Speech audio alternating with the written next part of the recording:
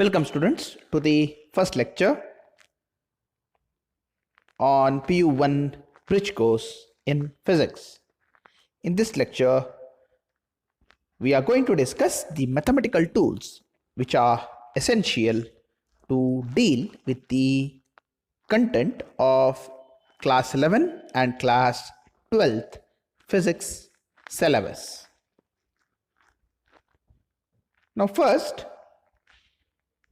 Roger Bacon says that the mathematics is the key and door to the sciences. And Ernst Mayr says that the mathematics is the little science as grammar is language. So what it means is that the mathematics is most important to understand the science. There is one more very famous quote which says that the science is as much true as much as mathematics it consists. So therefore, we start the study of physics by recalling the fundamental mathematics or the basic mathematics that we have learnt in the previous classes.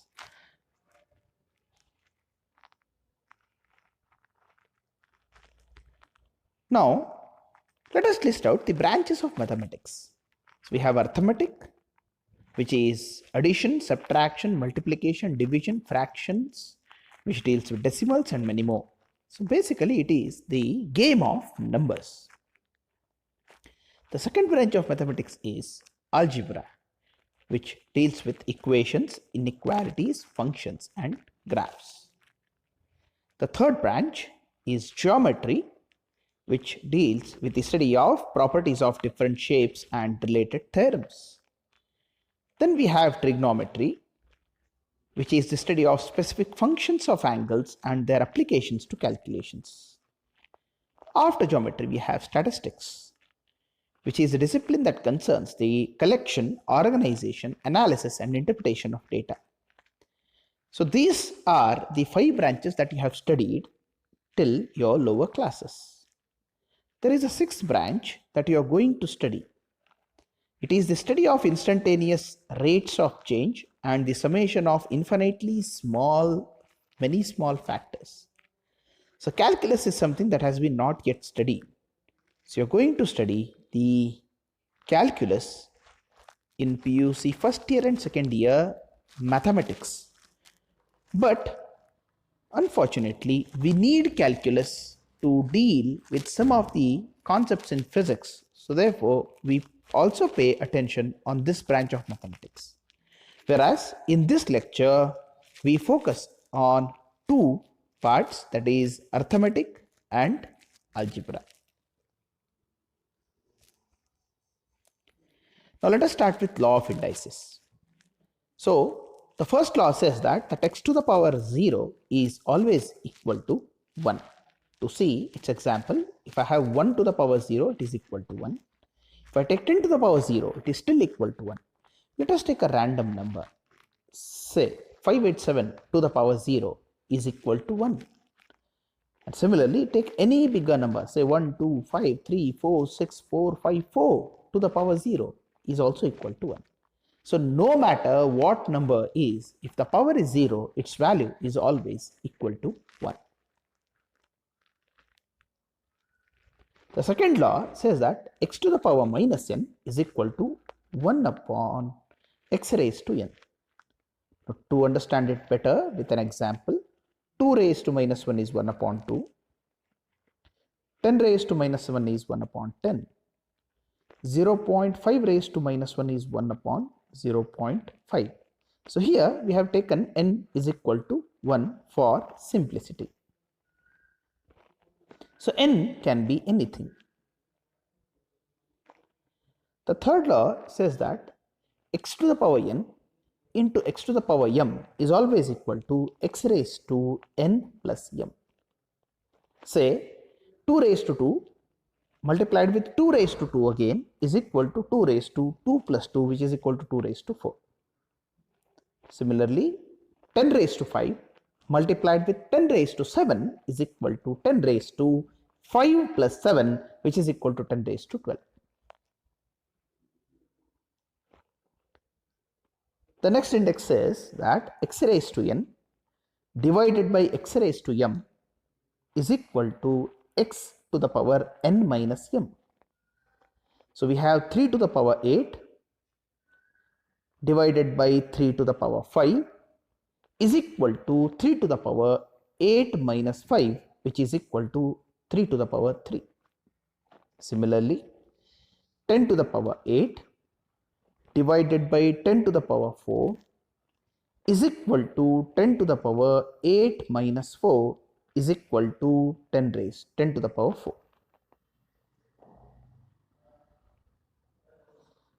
The next law says that x to the power n and whole to the power m is equal to x to the power n multiplied with m.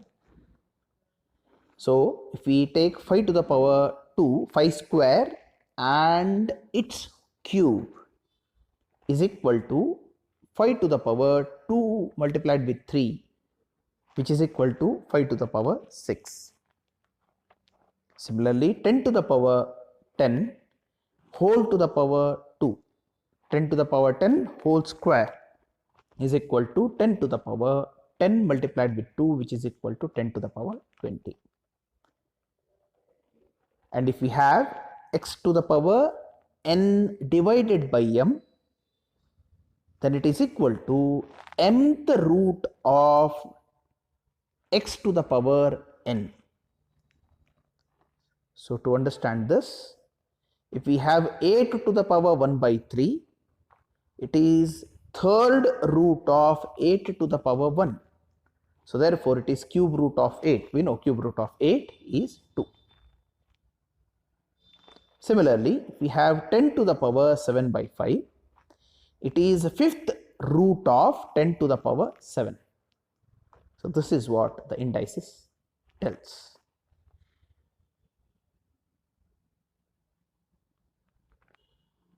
Now let us take an example. Now we have a problem in which we have 10 to the power 10 whole square into 10 to the power 3 into 10 to the power minus 2. Now on solving, so 10 to the power 10 to the power 2 is of the form x to the power n whole to the power m, which is x to the power n into m. So therefore it is 10 into 2, which is going to become 10 to the power 20. Now let us take 10 to the power 3 as it is.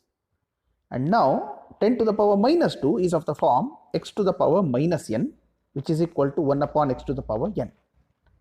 So therefore this becomes 1 by 10 to the power 2. So therefore we have the third term as 1 divided by 10 to the power 2. Now 10 to the power 3 into 1 upon 10 to the power 2 together can be written as 10 to the power 3 by 2. So therefore the equation becomes 10 raised to 20 into 10 to the power 3 by 10 to the power 2.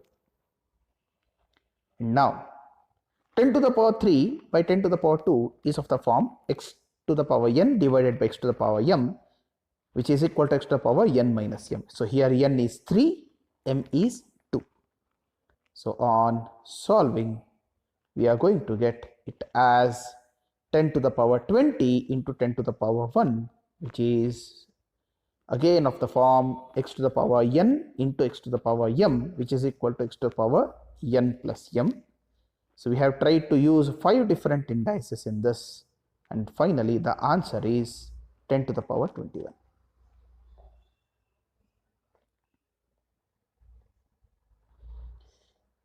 Now let us try to understand the equations. There are different types of equations that we use. So if we list few here, we have linear equations, quadratic equations, cubic equations, exponential equations, radical equations, and rational equations. Here in our discussion, we choose 3 types of equations, which are linear, quadratic, and exponential. So we will discuss about these 3 types of equation. Now, to begin with the linear equations have one variable of first degree. We have chosen the linear equation of one variable and first degree. Now, ax plus b is equal to 0, where a and b are constants. Now, let us take an example. So, we have an equation which is 10 is equal to 2x plus 4. On solving for x, we can write 2x is equal to 10 minus 4. 2 into x is equal to 6, and hence x is equal to 6 by 2 is equal to 3. So, this is how the linear equations are solved to get the value of variable, that is x.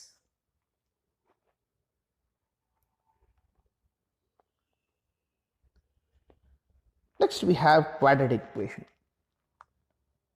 So, quadratic equations that we have chosen have one variable, and since it is quadratic, it is called second degree equation. So, the quadratic equation is written in the form a into x square plus b into x plus c is equal to 0, where a, b and c are constants. The solution for quadratic equation is x is equal to minus b plus or minus square root of b square minus 4ac divided by 2a. So, you might have used this in your class 10 or class 9. Now, let us solve a quadratic equation using this. So, we have an equation x square plus 5x plus 6 is equal to 0, where x is equal to 1, sorry, a is equal to 1, b is equal to 5 and c is equal to 6. Now, using this equation, we can write x is equal to minus 5 plus or minus square root of 5 square minus 4 into 1 into 6 divided by 2 into 1. So, therefore, x is equal to minus 5 plus or minus square root of 25 minus 24 divided by 2. X is equal to minus 5 plus or minus root 1 by 2, which is equal to minus 5 plus or minus 1 by 2. And on solving for x, we get x is equal to minus 2 and x is equal to minus 3. So, since we get two roots for x, two values of x, these kinds of equations are called quadratic equation.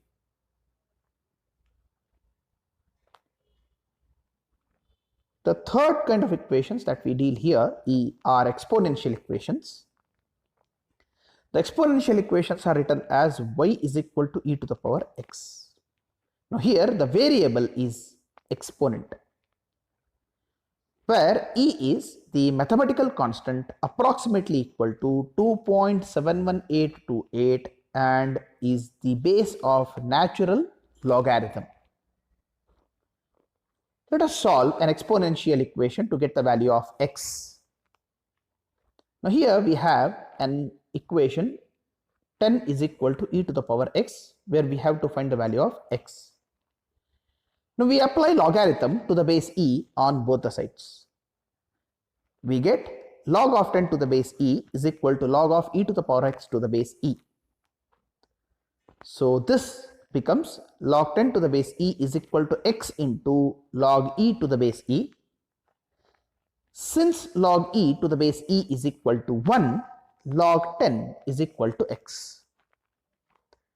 And if we find the log 10 to the base e, we get its value to be equal to 2.303. Some of you might have not learnt logarithms in your lower classes. So, this concept will be well understood after one more lecture which is about to come in future on logarithms. So, after the lecture on logarithms, you can come back and watch this part of the lecture again. After equations, let us discuss something on binomial theorem. Now, according to this theorem, 1 plus x to the power n is equal to 1 plus n into x plus n into n minus 1 upon 2 factorial into x square plus n into n minus 2 divided by 3 factorial into x cube plus so on. Now here I said 2 factorial and 3 factorial. So if any number a, if it is written with an exclamatory mark, it is called a factorial. What does that mean? A factorial is equal to a into a minus 1 into a minus 2 into a minus 3 into a minus 4 and so on until a subtracted with the number is equal to 1. To be more precise, that is 2 factorial is equal to 2 into 1, 3 factorial is equal to 3 into 2 into 1, 4 factorial is equal to 4 into 3 into 2 into 1 and so on. Now here in the theorem, n is an integer or a fraction. If modulus of x is very small, then the terms containing the higher power of x can be neglected. So therefore the binomial theorem can be reduced to 1 plus x to the power n is equal to 1 plus n into x. So this is something which is very important. We are going to work on x. 1 plus x to the power n is equal to 1 plus n into x if x is very small. Now let us try to understand what does this mean.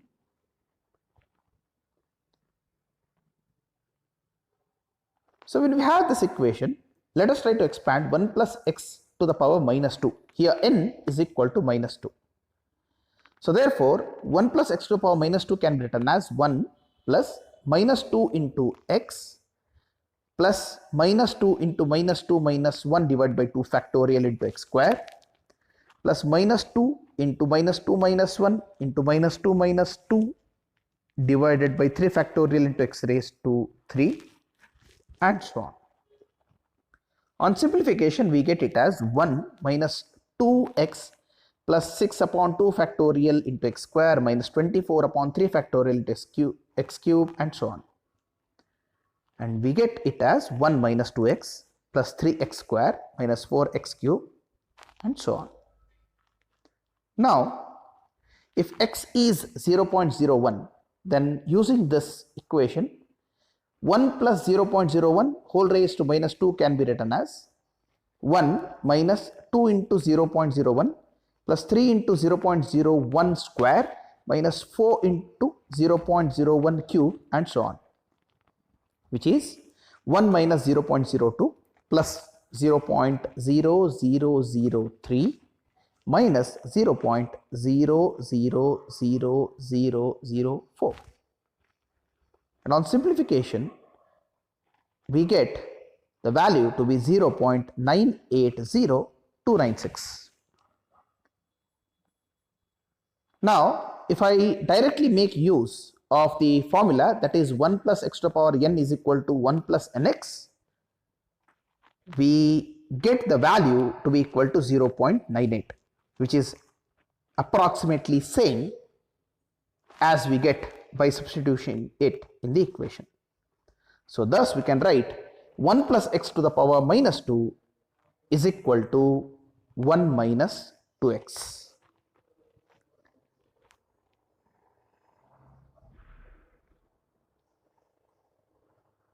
Similarly, we have 1 plus x to the power n is equal to 1 plus n into x. Therefore, if I have 1 plus x to the power 2, I can write it as 1 plus 2x. If I have 1 plus x to the power minus 2, I can write it as 1 minus 2x. If I have 1 plus x to the power 3, I can write it as 1 plus 3x. 1 plus x to the power minus 3 can be written as 1 minus 3x. 1 plus x whole to the power half can be written as 1 plus 1 upon 2x. 1 plus x whole to the power minus half can be written as 1 minus 1 upon 2x. But remember, this condition is applicable only if the value of x is very small than 1. So this was the lecture on mathematical tools. Thank you.